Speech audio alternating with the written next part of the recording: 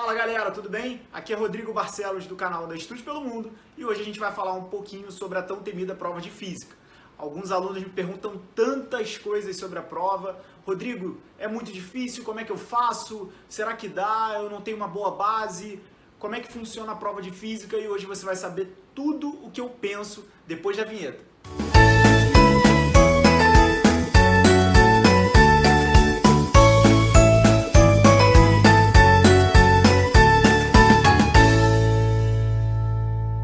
Bom, galera, começando a falar um pouquinho da prova de física, a prova de física é o seguinte: Ciências Naturais A é a única carreira, o único segmento, na verdade, que tem a prova de física contemplada no seu calendário. O pessoal das Ciências Naturais B e C, aquela galera que quer fazer medicina, odontologia, veterinária, se livraram de uma boa, né? Porque a prova de física não é nada simples de ser enfrentada na prova do MEXT, tá? Então a galera de Ciências Naturais A, e também a galera de humanas, né, que também está fora, não precisa enfrentar a prova de física. A galera que quer aquelas carreiras mais voltadas para a parte de exatas, engenharia, que se enquadra ali dentro de Ciências Naturais A, aí sim tem que enfrentar essa tão difícil prova, certo? Bom, primeiro tópico, o que eu acho muito importante, eu já até falei no meu vídeo quando eu falei sobre matemática: velocidade da prova. Rodrigo, já entendi que todas as provas no MEXT são 1 hora de duração, então a gente tem que ser muito rápido, a gente tem que ser sempre o mais objetivo possível. Sim, só que física tem um grande problema. Normalmente, se você for olhar os 3, 4, 5 últimos anos de prova, as provas têm vindo em média com 25, 24, 23 questões em 1 hora de prova. Você vai falar, pô, Rodrigo, peraí, 25 questões é brincadeira. Não, não é brincadeira não. Normalmente, como é que eles dividem? Eles dividem em 5 ou 6 questões, em geral 5 questões, e essas 5 questões têm subtópicos de itens. Então, acaba sendo um pouco mais fácil, não são 25 questões independentes, são 5 questões com outras 5 de subtópicos. Então, se você, por exemplo, tem uma questão sobre eletrodinâmica, ele vai fazer 5 subtópicos sobre eletrodinâmica? Não necessariamente. Ele pode acabar envolvendo alguma coisa de onda, de mecânica, mas sim vai ser sobre aquela questão original. Então é isso que você tem que prestar muita atenção. Mas no final de tudo, acaba que você tem 25 itens para responder. O que te gera, numa hora, uma média de 2,5 minutos para cada item. Por isso que eu bato muito nessa tecla, gente. A velocidade de prova é muito, muito importante. Principalmente na prova de física, que é a prova mais veloz. O que eu quero dizer com isso? Você não pode ir para a prova de física pensando assim: Rodrigo, será que eu vou decorar tal fórmula? É óbvio, meu camarada, minha camarada, que você vai decorar essa fórmula. É óbvio. Você não pode deixar para demonstrar. Vou demonstrar a fórmula na hora. Na hora eu faço aqui, eu venho por aqui, vai sair. Não. A fórmula tem que estar na ponta da língua. Mas não adianta, obviamente, só saber a fórmula. Você tem que saber a usabilidade dela. E para isso, você tem que ter muito treino, muita bagagem, muitas horas de estudos no seu currículo, né? Você tem que ter pelo menos ali 10, 12 horas de estudos por dia para você conseguir chegar nesse nível. A gente sabe disso. Claro que depende muito da sua preparação. Qual o nível que você tem hoje? Isso depende muito, né? Mas a velocidade de prova é muito importante. Você não precisa gabaritar a prova do MEXT, mas você precisa ter pelo menos uma média 6, 7. Depende do nível da prova. Então, se você tem que alcançar uma média 7, que é o que o pessoal que passa normalmente tira, você tem que acertar 70% das questões, o que é um número muito alto.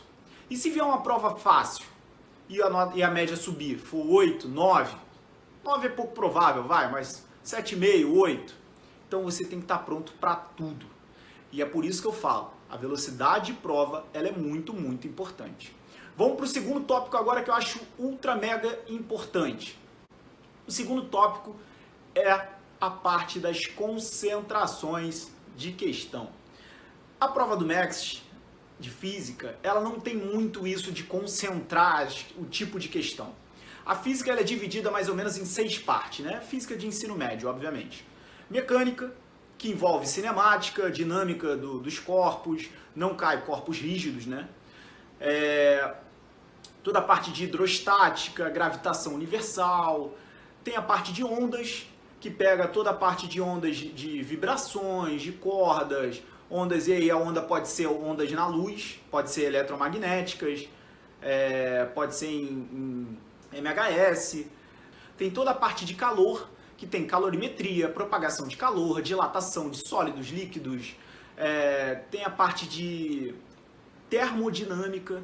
Então olha quantas frentes eu já falei. Falei de mecânica, já falei de onda, já falei de calor. Tem a parte de ótica geométrica. Ótica geométrica é um mundo, tem muita coisa de ótica geométrica.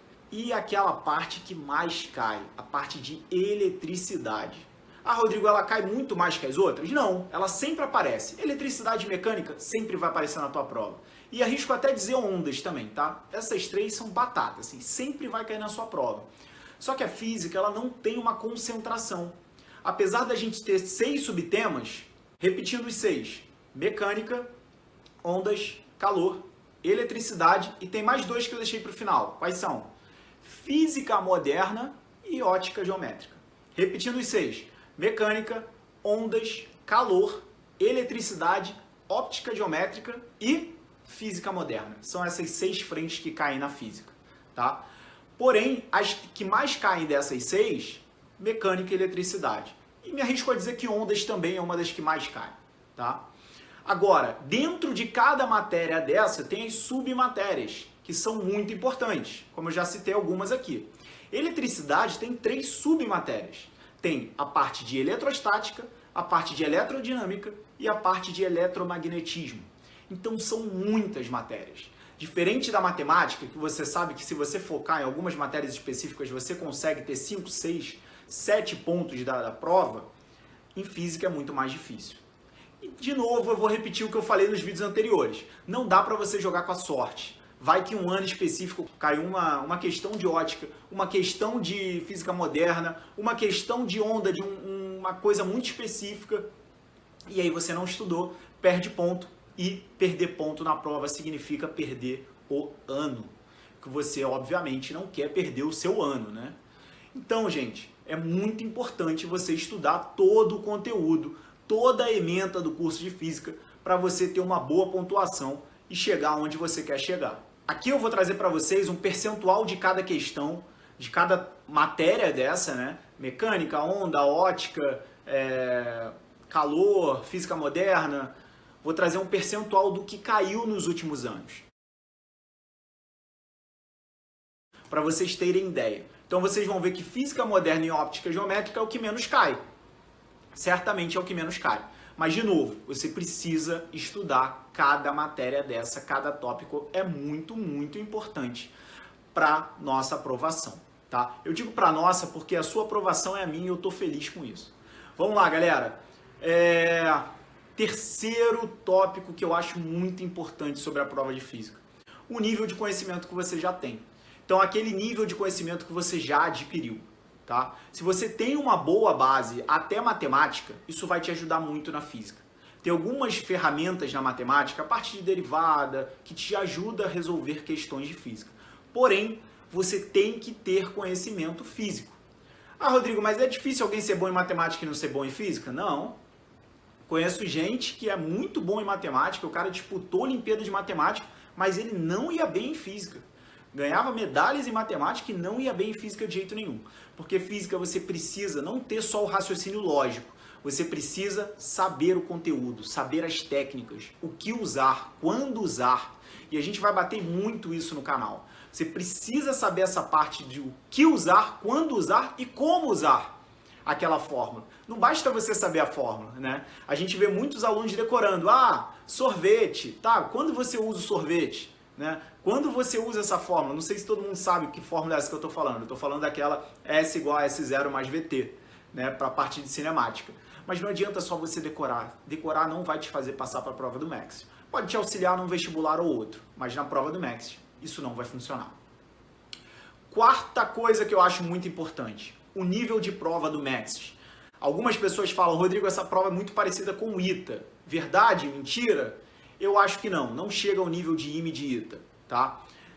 Talvez o nível de AFA, para quem conhece um pouco de concurso militar, um pouco o nível de AFA, com a prova da escola naval, talvez, mas a gente sempre vai te preparar aqui no curso para provas mais difíceis. Por quê? Eu quero te preparar num nível acima. Eu quero te colocar num nível de IME, num nível de ITA, num nível de Olimpíada de Física, Olimpíada de Moscou, que é a Olimpíada mais difícil que a gente brinca, né? Que tem um livro que é o Sarajevo, né? Que era muito famoso por causa das Olimpíadas de Física de Moscou. Então a gente vai te preparar sempre num nível muito acima. Rodrigo, muito acima da prova? Não, porque senão aí daqui a pouco você vira professor de física e não é esse o nosso intuito. O nosso intuito é, se a prova vier fácil, você vai arrebentar. Se a prova vier média, você vai arrebentar. E se a prova vier difícil, você vai arrebentar por igual, tá? Então esse é a nossa metodologia, te preparar para o que aconteça. Então assim, não fiquem perturbados com isso, a prova é nível de IME, a prova é nível de ITA, nem poderia ser, porque eu só tenho 1 hora para fazer 25 itens de questões de física. A prova do IME é totalmente diferente, a prova discursiva você tem 10 questões para fazer em 4 horas, então não pode ser o mesmo nível. Claro que, se você vai bem numa prova do IME, questões do IME, questões do ITA, questões da Escola Naval ou da Unicamp, né, falando de outros vestibulares por aí, por que eu comparo muito com vestibulares militares? Porque o vestibular normal que a gente conhece do Enem não tem nada a ver com a prova do MEX. Claro que o conteúdo é o mesmo, mas a forma de aplicar as questões são muito diferentes, né? Não dá para comparar muito bem. Então, por isso que eu prefiro fazer essa comparação com vestibulares militares, tá? Então, sem enrolação aqui, gente, 4 coisas que eu acho muito importante na prova de física. Você que está chegando agora, está começando a conhecer esse mundo do MEX, primeiro, você tem que pensar sempre na velocidade de prova. É importante você fazer simulado, você treinar 1 hora de prova, você botar ali, Rodrigo, mas não estou preparado. Claro, calma. Você não vai chegar agora e treinar 1 hora já vou fazer a prova aqui treinando 1 hora. Não é isso que eu estou falando.